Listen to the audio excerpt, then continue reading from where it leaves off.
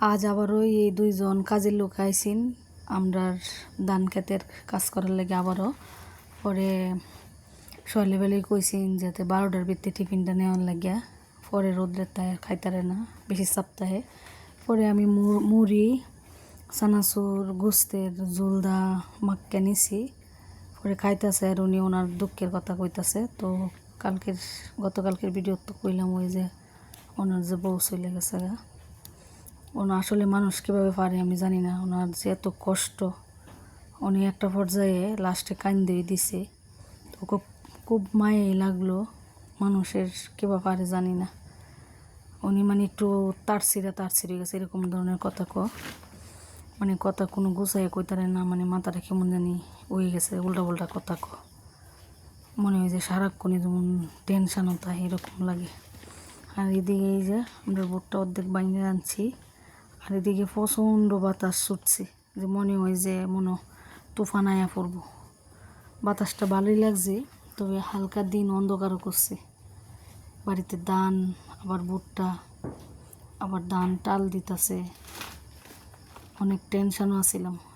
যাই হোক, পরে একটা পর্যায়ে দেখছি আকাশটা একটু নিয়ন্ত্রণে আইছে, বাতাসটা তো কমে গেছে গা। আর বৃষ্টি না এলে বাতাসটা তো একটু ভালোই, মানে যারা শ্রমিকরা কাজ করে এরা লাগে তো একটু ভালো লাগে, যেহেতু বৈশাখ মাস। কারণ আমরা এই যে কাজের লোক দুইটা দেখছি অনেকবারই এই গাছের নিচে আয়, আমরা একটা ডিপটি কল আছে এটার মধ্যে আয়া মানে জিরাইছে, রেস্ট নিছে আর কি। মানে অনেকবারই, মানে প্রচণ্ড রোদ তো, পরে একবার একটু বাতাস আসছে মনে একটু তারার কাছে একটু ভালোই লাগছে। আর আমরা এই গরুটারে দিছিলাম, পরে দেখ গরুটা ফোন তো রোদ্রে বেমাইতেছে, এমন অবস্থা চিল্লাচিল্লি করতেছে। ধান আনার লাগিয়া চট বিছাইতেছি, বাতাস উল্টা বাতাসে লাগে চটটা ফোন তো গুছাইয়া পারি না, আর বিছাতে পারতাছি না, বাতাসে খালি উড়াই আল্লাহ। তো আমরা এই বন্ধের মধ্যে অনেকের ধানই মানে পানির নিচে, অনেকে আবার আরও পানির থেকে তুলে যেন টান কেতানে হেন নেয়া ধান সুরাইতেছে। আর এমনিতে মেশিন দা সুরাইতো, তো হাতে কাটন লাগে, যার কারণে ডায়মন্ড দা সুরে।